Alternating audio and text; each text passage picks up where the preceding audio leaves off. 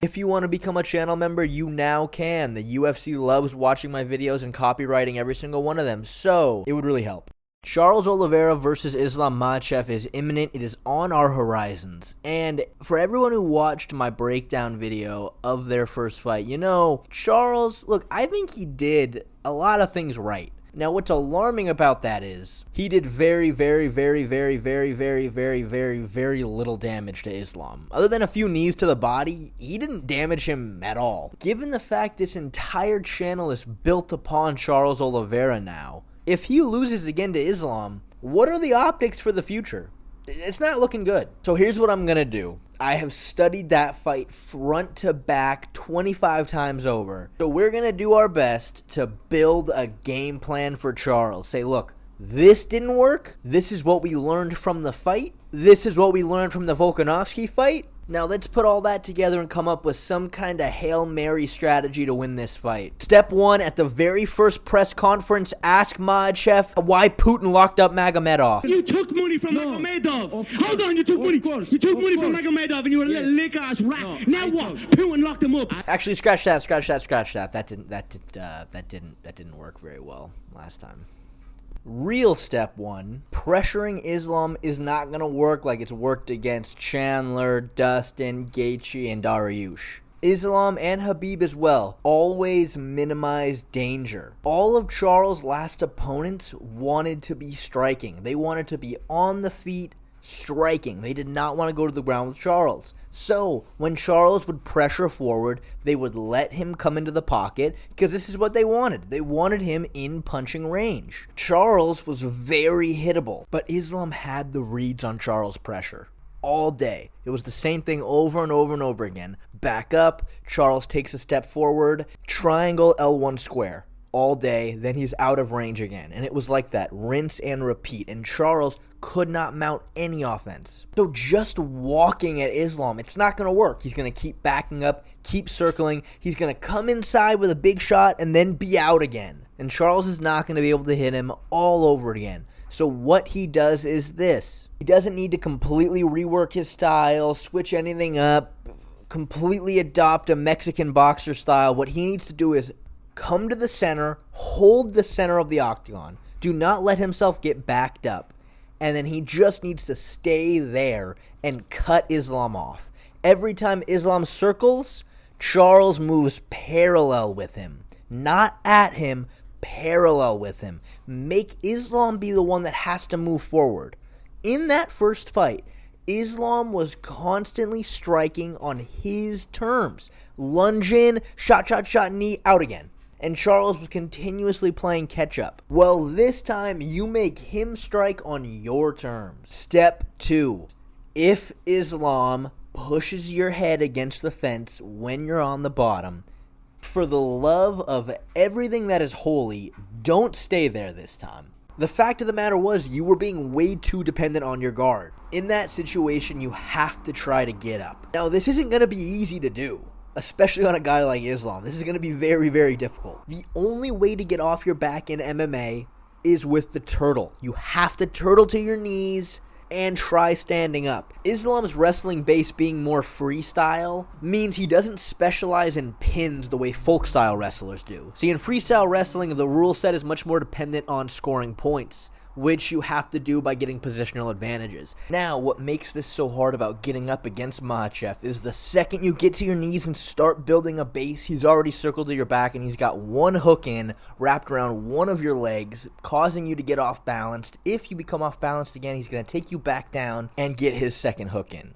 Now, Volkanovski was able to get back up a few times because, well, Volk's just a little bowling ball. His build, it is so difficult to grapple with. It's so small and compact and strong. Just look at this photo. One of Volk's legs is the size of both of Makhachev's. But a longer, lanky guy like Olivera, it's going to be easier to manipulate him as he's getting up and taking his back. That's the reason why I think Olivera just conceded to laying on his back with his head pushed up against the fence. So, attempt to get up if you can using the cage. If not, here's what you do.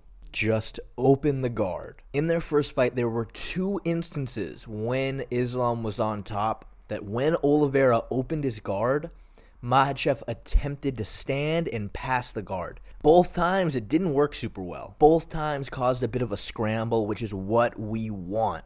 The next step, I have lost count. When you do end up on your back out in the open, don't be content to stalemate underneath him with full guard. Even if you're not taking a ton of damage, it doesn't really matter. The judges see that as him winning. By locking full guard, you're essentially pinning yourself underneath your opponent. That is not what we want here. Typically for Charles, his jiu-jitsu is so much better than whoever he's fighting that he can finish the fight off his back. But in this instance, the skill level on the ground is too close.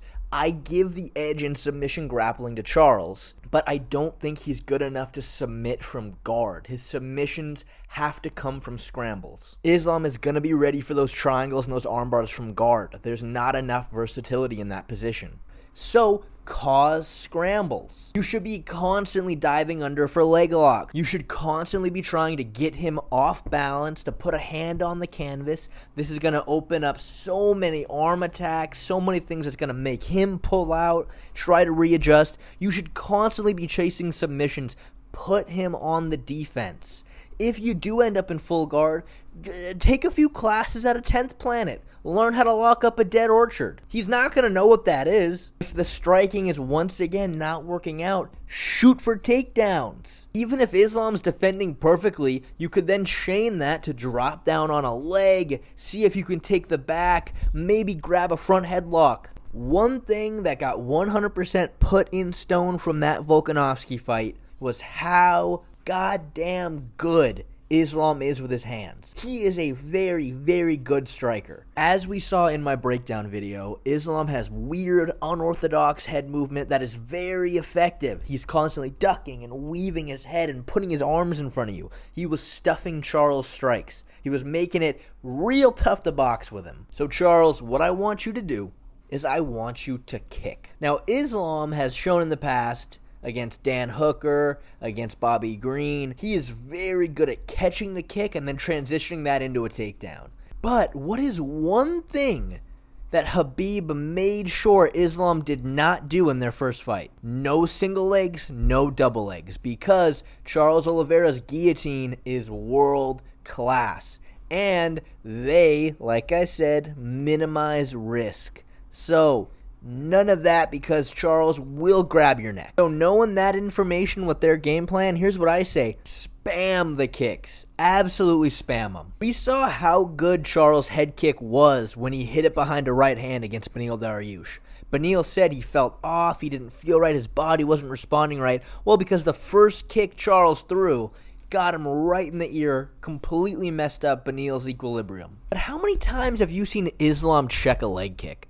Not often. And remember when Charles calf kicked Michael Chandler off his feet? So that is your primary form of attack. Makhachev, real good with the hands.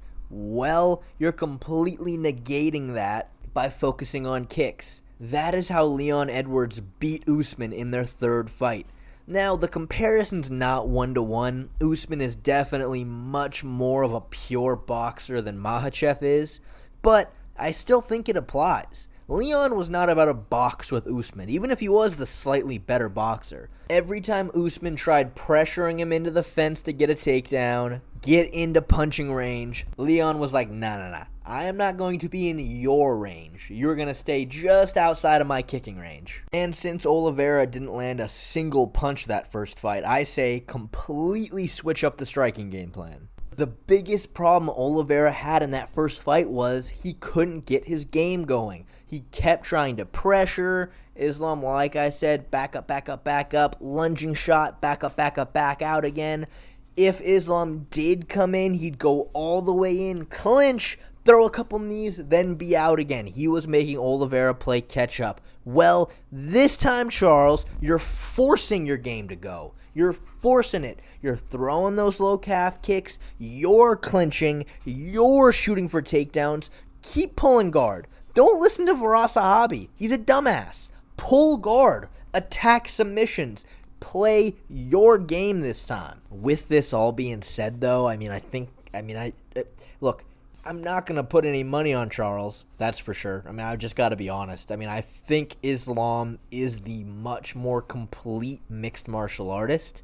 I think anyone who watches that first fight would agree with me. Put a gun to my head, I think Islam's going to win a decision. I think if Charles implements everything that I said, and hopefully even more, the fight's going to be a lot closer than the first one was. It's going to be a lot more entertaining. Olivera has the skills to make it a much closer fight, though Islam's game plan was so good. At this point, it's up to Charles to make his game work. I mean, I'm not even going to say work. Maybe his game won't work. That's better than just not even being able to get there in the first place, because that's what happened in the first fight.